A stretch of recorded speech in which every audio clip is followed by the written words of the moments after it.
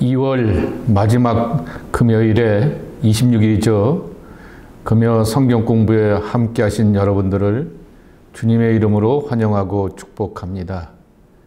오늘은 누가복음 속에서 기도와 성령, 그래서 누가복음을 기도의 복음이라 말하게 되고 누가복음의 후속편이었던 사도행전을 성령 행전이라 이렇게 이름을 붙이게 됩니다. 그래서 누가복음에는 반드시 기도와 성령의 역사가 함께 가는 것으로 분명하게 소개하여 주고 있습니다. 그래서 오늘 기도의 복음서 누가 함께 보고자 합니다. 찬송은 363장입니다. 내가 깊은 곳에서 주를 불러 아뢰니 주여 나의 간구를 들어주심 바라고 보좌 앞에 나가니 은혜 내려 주소서. 주가 죄를 살피면 누가 능히 서리요 오직 주만 모든 죄 용서하여 주시니 주님 앞에 떨면서 용서하심 빕니다. 파수꾼이 새벽을 기다리고 바라듯 나의 영혼 주님만 간절하게 바라네. 이스라엘 백성아 주를 바라보아라. 주의 크신 은혜와 그의 능력 바라라. 주의 깊은 은총에 우리 구원이 있으니 변함없는 주님만 믿고 기다릴지라. 아멘. 누가복음에 보시게 되면은 기도와 관련된 실화어 단어가 몇 가지가 있는데 두 가지가 반복적으로 사용되고 있습니다. 하나는 데시스라고 하는 단어입니다. 뭔가를 필요로 하다. 사실 우리가 그렇지 않습니까? 우리의 필요를 따라서 기도하지 않습니까? 또 하나는 프로시케라는 단어입니다. 누군가를 위하여서 도구하다 혹은 간구하다라는 그러한 의미를 담고 있습니다. 나의 필요를 따라서 기도하고 그리고 누군가의 연약함과 문제가 해결되기 위하여서 중보하고 이것이 바로 기도하는 자의 참 모습인데 이 누가복음에 보게 되면은 16번이나 강조되어 있고요. 그 마태복음과 마가복음을 비교해 보게 되었을 때 차이가 나고요. 당연히 사도행전을 보시게 되면은 57회가 이렇게 언급되고 있는 기도가 엄청난 역할을 준비하는 것을 보여주고 있습니다. 그리고 기도에 의하여서 성령의 충만함을 받으면 하나님의 사람으로서 선지자와 같은 능력을 감당하게 된다라고 하는 것입니다. 그래서 누가복음의 저자이고 사도행전의 저자 기록자였던 이 누가는 이 그 모든 사역 속에서 기도를 통한 성령의 역사를 굉장히 강조하고 있습니다. 그래서 기도 가운데 하나님의 성령의 임재하심을 경험하게 되고 기도 속에서 하나님의 은혜의 선물이었던 성령으로 충만하여서 능히 세상 속에서 부르심의 사명을 감당할 수 있음을 소개하고 있는 것입니다. 성령은 우리에게 지혜가 되시고 세상을 살아갈 수 있는 용기가 되시고 능력이 되시는데 모든 사역의 중요한 시점마다 모든 일의 중요한 기점마다 하나님의 성령이 함께하여 주십니다. 근데 그것이 어디서부터 오는가? 바로 기도하는 사람을 통하여 오게 된다라고 하는 것입니다. 자, 그러면 대표적으로 마태복음과 마가복음과 함께 비교하면서 다른 복음서와 다르게 누가는 얼마나 기도를 강조하고 있는가라고 하는 것을 비교하여서 보겠습니다. 몇 번 말씀을 드렸죠. 이것은 평행 혹은 병행 본문 비교라고 이렇게 말하게 됩니다. 그러면서 거기서 강조점을 끄집어내는 것이죠. 대표적인 것이 예수님께서 세례받는 장면입니다. 마가복음 1장 9절서부터 11절, 마태복음 3장 13절서부터 17절, 그리고 누가복음에는 3장서부터 21절, 22절에 나오게 되는데, 예수님께서 세례를 받으시고 물에서 올라오시게 되니 하늘이 열리고 성령이 임하였다라고 하는 것으로만 마태와 마가는 소개하여 주고 있습니다. 그런데 오직 누가만이 예수께서 세례를 받으시고 기도하실 때에 성령이 임하시고 하늘문이 열리면서 하늘의 음성이 들려왔다라고 소개하고 있습니다. 세례를 받으시고 공적인 생애를 시작하시게 되었던 예수님의 첫 출발을 기도로 소개하여 주고 있습니다. 두 번째로는 문둥병자를 고치게 되었던 이야기입니다. 마가복음 1장 40절에서부터 45절, 마태복음 8장 1절서부터 4절, 누가복음 5장 12절서부터 16절 말씀인데요. 마태복음과 마가복음은 예수님의 터치, 이 나병 자를 향하여서 만질 수 없고 부정한 사람을 향하여서 만지시면서 그를 향하여서 전인적인 구원을 이루셨다라고 하는 것에 대하여서 강조점을 두고 있습니다. 그런데 이 나병 환자를 만나게 되었던 계기가 예수님께서 한적한 곳에 머물러 기도하시다가 그를 만나게 되었다라고 하는 것입니다. 기도하면서 하나님의 역사가 있고 기도하면서 회복과 고침의 아름다운 만남이 계기가 되었다라고 소개하고 있는 것입니다. 12 제자의 선택의 이야기를 보아도 마찬가지입니다. 마가복음 3장 13절서부터 19절, 마태복음 10장 1절서부터 4절에 보게 되면은 예수님의 12 제자의 선택에 대하여 말씀하고 있습니다. 그리고 누가복음 6장 12절서부터 16절에 말씀하고 있는데, 이들이 어떻게 선택받았는가라고 하면서 간단한 설명과 그 12명에 대한 명단 이름을 쭉 소개하고 있는데, 오직 누가만이 예수께서 기도하러 산에 올라가서 밤이 맞도록 하나님께 기도하시고 밝음에 그 제자들을 부르사 그랬습니다. 밤이 맞도록 기도하신 다음에 12 제자들을 택하시고 부르셔서 하나님의 나라의 일꾼 삼으셨다라는 그러한 강조점을 두고 있습니다. 이 중요한 일 속에서 예수님은 기도하시는 분이라고 하는 것을 누가가 강조하고 있는 것입니다. 자, 누가복음에는 기도와 성령 충만이 함께 간다라고 말씀을 드렸습니다. 기도하는 사람에게 하나님께서 은사와 은혜로 성령을 선물로 주시어서 충만함 가운데서 그 사역과 믿음의 일을 이뤄간다라고 소개하셨습니다. 자, 그럼 한번 성경을 구체적으로 볼까요? 누가복음 1장 35절에 보게 되면은 마리아에게 성령이 임하시면서 처녀의 몸으로 아기를 임신하기 위한 하나님의 능력이 함께하는 것을 소개합니다. 천사가 대답하여 이르되 성령이 내게 임하시고 지극히 높으신 이의 능력이 너를 덮으시리니 이러므로 나신바 거룩한 이는 하나님의 아들이라 일컬어지리라. 또 요한의 어머니였던 엘리사벳도 성령의 충만함을 받고 이 아이를 향하여서 노래하였고 그 부친 사가랴도 성령의 충만함을 받아서 예언하였음을 소개하여 주고 있습니다. 누가복음 1장 41절, 누가복음 1장 67절입니다. 엘리사벳이 마리아가 문안함을 들으매 아이가 복중에서 뛰노는지라 엘리사벳이 성령의 충만함을 받아 그 부친 사가랴가 성령의 충만함을 받아 예언하여 이르되 그랬습니다.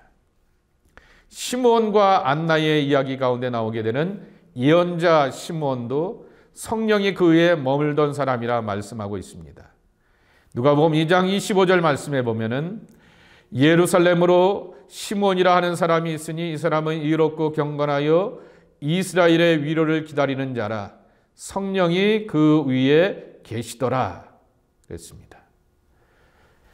좀 전에 소개해드리게 되었던 누가복음 3장 22절, 4장 1절 말씀에도 성령이 비둘기 같은 형체로 그의 위에 강림하시더니 하늘로부터 소리가 나기를 너는 내 사랑하는 아들이라 내가 너를 기뻐하노라 하시니라. 예수께서 성령의 충만함을 입어 요단강에서 돌아오사 광야에서 40일 동안 성령에게 이끌리시며 라고 말씀하여 주고 있습니다. 예수님께서 우리에게 주시게 되는 기쁨도 성령으로 임한다라고 하는 것입니다. 10장 21절입니다. 그때 예수께서 성령으로 기뻐하시며 이르시되 천지의 주제이신 아버지여 이것을 지혜롭고 슬기 있는 자들에게는 숨기시고 어린아이들에게는 나타내심을 감사하나이다. 옳소이다. 이렇게 된 것이 아버지의 뜻이니이다 그랬습니다. 성령으로 기뻐하셨다. 기뻐하셨던 예수님, 환하게 웃는 예수님을 여기서 만날 수 있는데 성령으로입니다. 11장 13절 말씀에 보게 되면은 너희가 악할지라도 좋은 것을 자식에게 줄 줄 알거든 하물며 너희 하늘아버지께서 구하는 자에게 성령을 주시지 않겠느냐라고 말씀하고 있습니다. 이처럼 성령이 우리 속에 함께하고 있고 이 성령이 오심을 약속한 성령이 오실 것을 힘입을 때까지 이 성을 떠나지 말라라고 하는 누가복음 24장 49절의 말씀을 기억해야 할 것입니다. 볼지어다 내가 내 아버지께서 약속하신 것을 너희에게 보내리니 너희는 위로부터 능력으로 입혀질 때까지 이 성에 머물라 하시니라 그랬습니다. 그러며 이 말씀은 당연히 사도행전 1장 8절의 말씀과 함께 이어지게 되는 것입니다.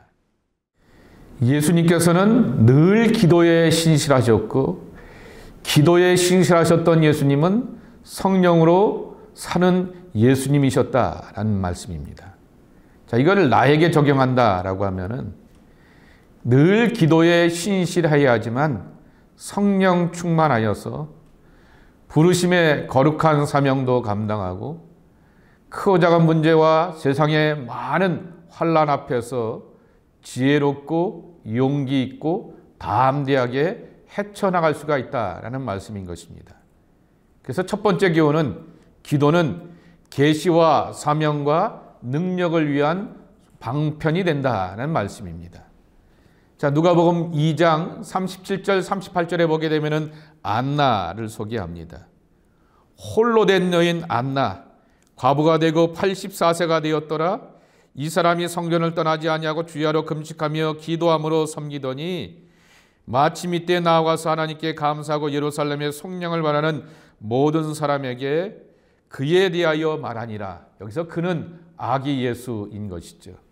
예수님에 대하여서 선포할 수 있고 증언할 수 있는 것은 바로 기도하고 금식하며 하나님의 은혜 안에 충만하였기에 하나님의 세계 속에 깊이 들어가게 된 것입니다. 이것을 또 예수님께 적용해 보겠습니다. 예수님은 하나님의 계획에 있어서 중요한 전환점을 이루고 새로운 사역을 시작하기 전에 홀로 먼저 기도하셨다는 말씀입니다. 예로 두 곳만 보겠습니다. 누가복음 4장 42절입니다.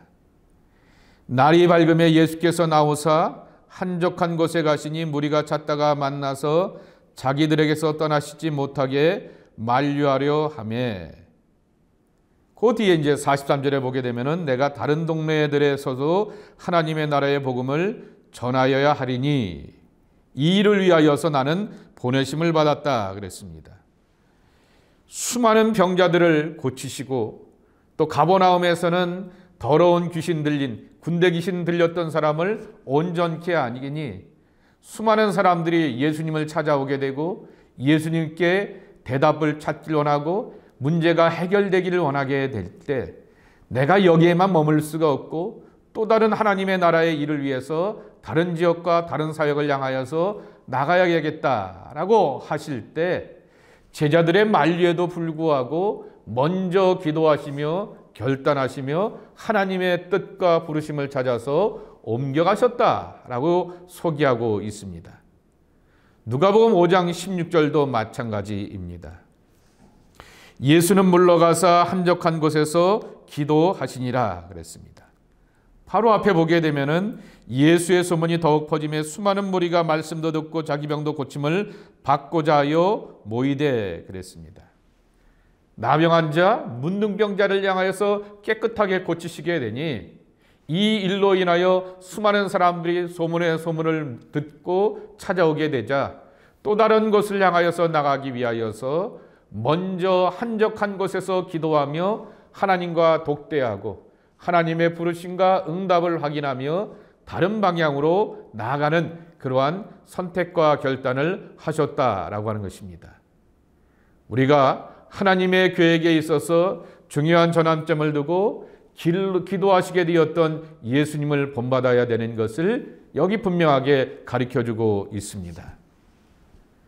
또 한 가지, 예수님은 무리들을 떠나 조용한 곳에 가서서 기도하셨다라고 하는 것입니다. 같은 맥락으로 누가복음 5장 16절을 이렇게 풀을 수도 있을 것입니다. 예수는 물러가서 한적한 곳에서 기도하시니라 그랬습니다.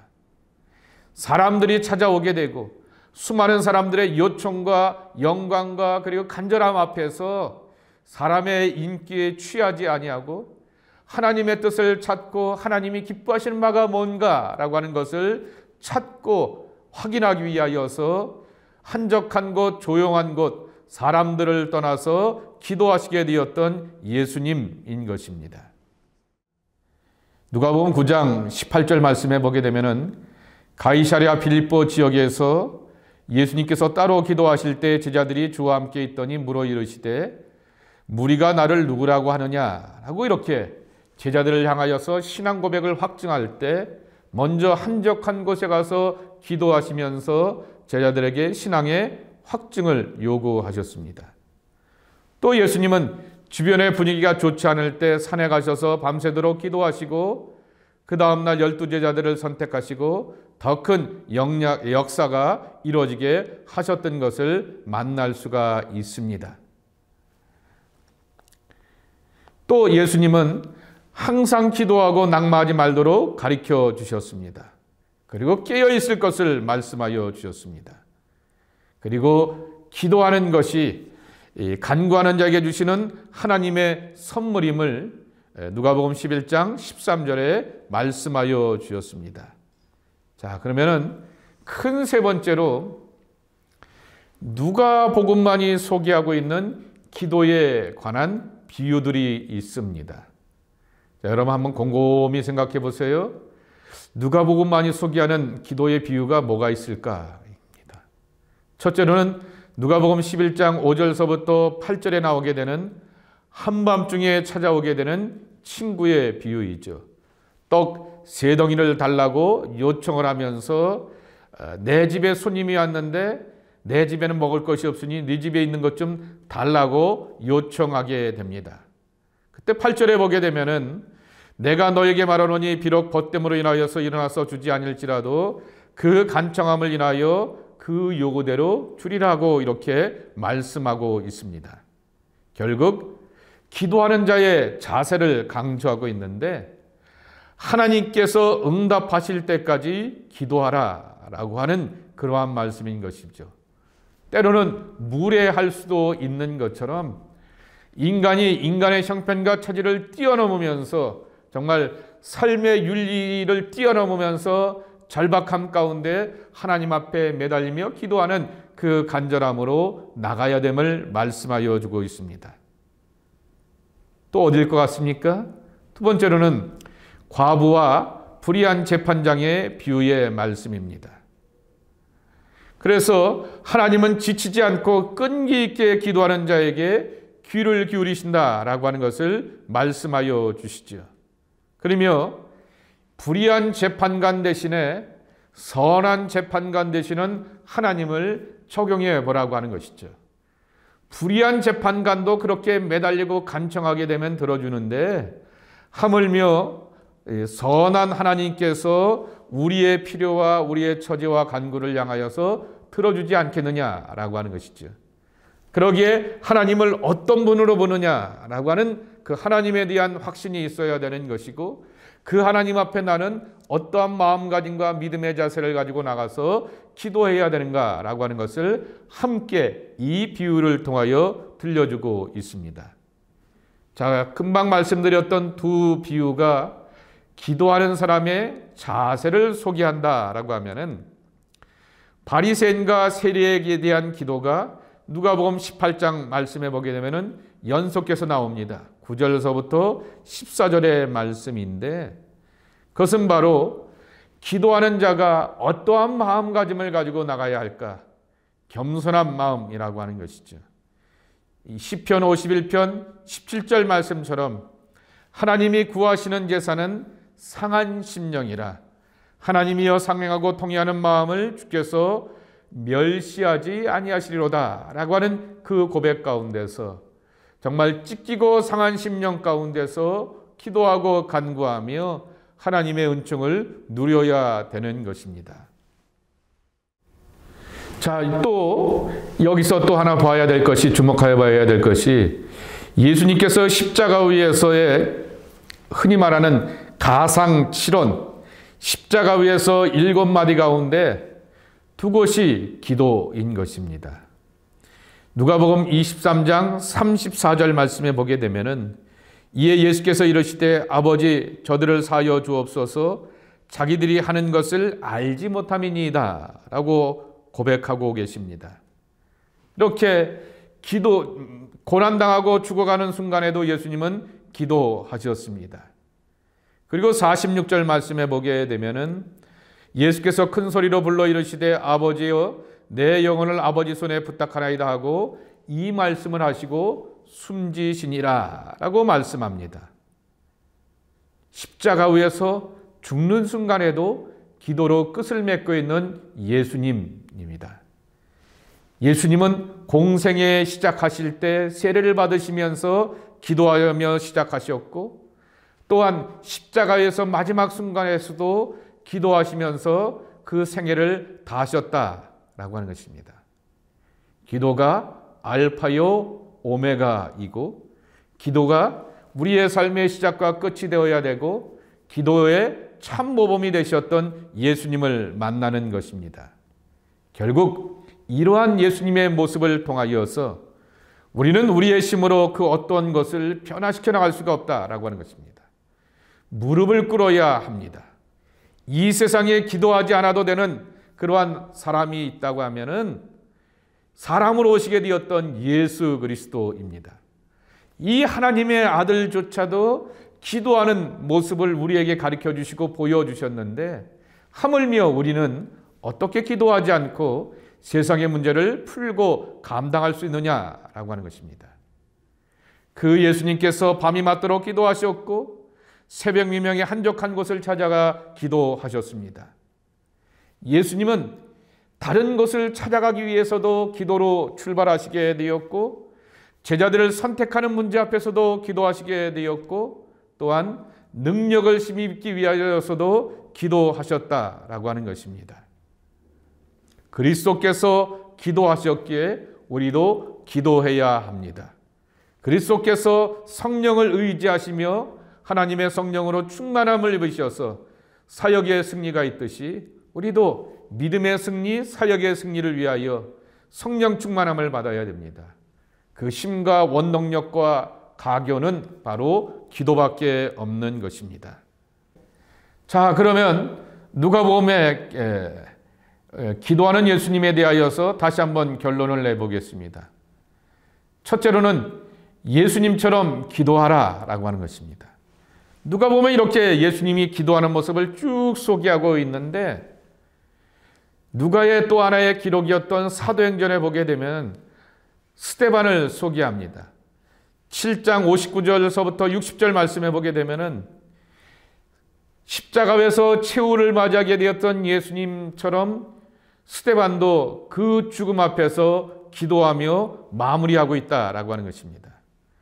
그들이 돌로 스데반을 치니 스데반이 부르짖어 이르되 주 예수여 내 영혼을 받으시옵소서 하고 무릎을 꿇고 크게 불러 이르되 주여 이 죄를 그들에게 돌리지 마옵소서 하면서 이 말을 하고 자니라 라고 말씀합니다. 초대교회 지도자들은 순교까지도 기도하면서 묵묵히 감당하게 되었고 모든 시련과 연단도 기도하면서 이겨나갔다고 하는 것입니다. 하나님의 사람들이 초대 기도자처럼 또한 그리고 예수님처럼 기도의 생활을 본받아야 하는 것입니다. 사순절은 우리가 하나님 앞에 기도하기에 딱 좋은 계절입니다. 마음과 집중하기를 좋고 그리고 정성을 모으기에 좋은 계절입니다. 그러한 기도의 기쁨이 있어야 할 것입니다. 두 번째로는 예수님께서는 구원사의 중요한 순간마다 기도하셨습니다. 공생애의 첫 시작이었던 세례를 받으실 때도 예수님께서 기도하셨고 광야에서 금식하실 때도 기도하시게 되었고 제자들을 선택하실 때도 기도하셨고 다른 지역을 선택해 나가실 때도 기도하시게 되었고 또한 십자가의 마지막 순간에서도 기도하셨다라고 하는 것입니다. 하나님의 구원의 역사는 ing, 지금도 진행형입니다. 그리고 그 구원의 역사는 나를 통해 이루어집니다.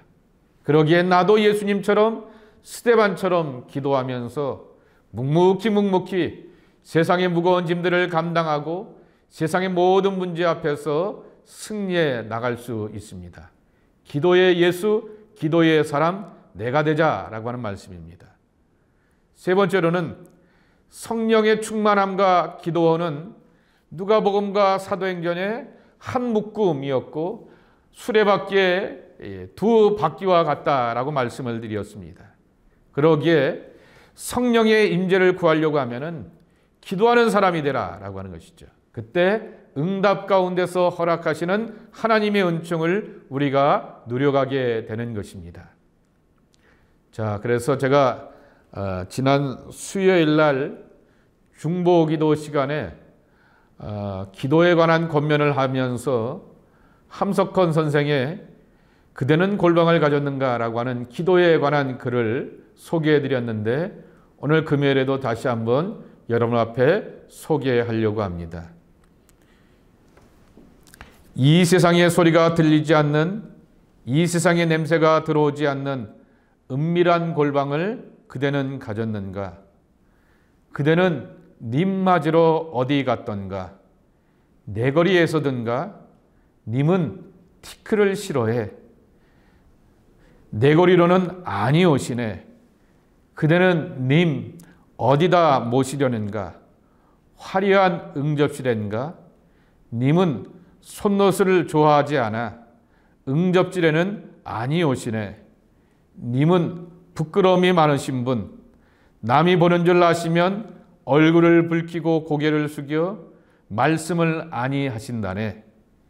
님은 씨앗이 강하신 분, 다른 친구 또 있는 줄 아시면 애를 태우고 또 눈물 흘려 노여워 도망을 하신다네.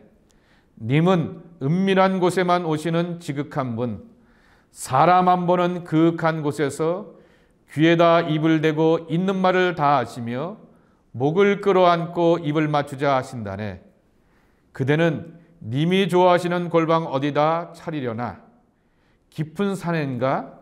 거친 들엔가? 컴컴한 지붕 밑엔가? 또 그렇지 않으면 지하실엔가? 님이 좋아하시는 골방, 깊은 산도 아니요, 거친 들도 아니요, 지붕 밑도 지하실도 아니요, 오직 그대 맘 은밀한 곳에 있네.